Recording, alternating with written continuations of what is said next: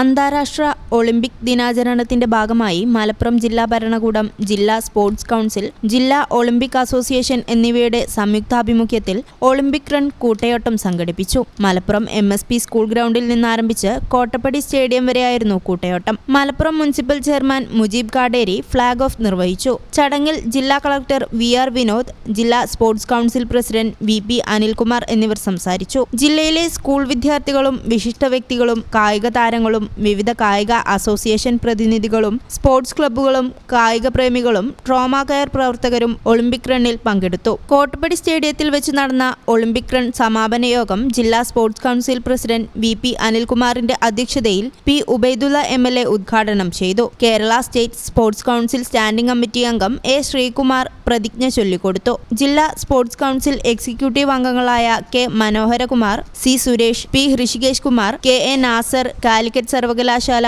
Physical education director doctor VP Zakir Hussain തുടങ്ങിയവർ സംസാരിച്ചു. മികച്ച കായിക ഡയറക്ടർക്കുള്ള അവാർഡ് കരസ്ഥമാക്കിയ കാലിക്കറ്റ് യൂണിവേഴ്സിറ്റി കായിക വിഭാഗം ഡയറക്ടർ ഡോക്ടർ VP സക്കീർ ഹുസൈനെ ഉപഹാരം നൽകി ആദരിച്ചു. ജില്ലാ Olympic association president U Thilakan സ്വാഗതവും ജില്ലാ sports council secretary VR Arjun നന്ദിയും പറഞ്ഞു. ഒളിമ്പിക് റണ്ണിന് സമാപനം കുറിച്ചുകൊണ്ട് കോട്ടപ്പടി സ്റ്റേഡിയത്തിൽ പ്രതീകാത്മക ഫുട്ബോൾ സൗഹൃദ മത്സരവും നടന്നു.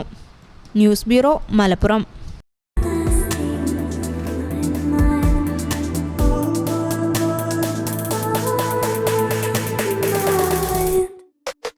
Happy moments, timeless creations.